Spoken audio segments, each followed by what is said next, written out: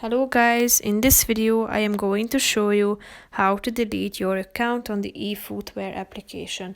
But first I just want to mention, don't forget to subscribe to my channel, because at 10,000 subscribers I am going to show you my whole YouTube revenue statistics and growth strategy, how to make money online. So let's jump into it.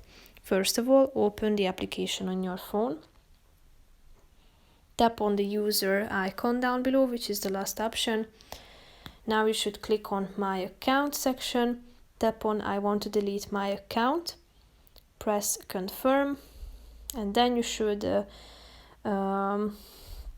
type in your email address associated with your current account that you want to delete.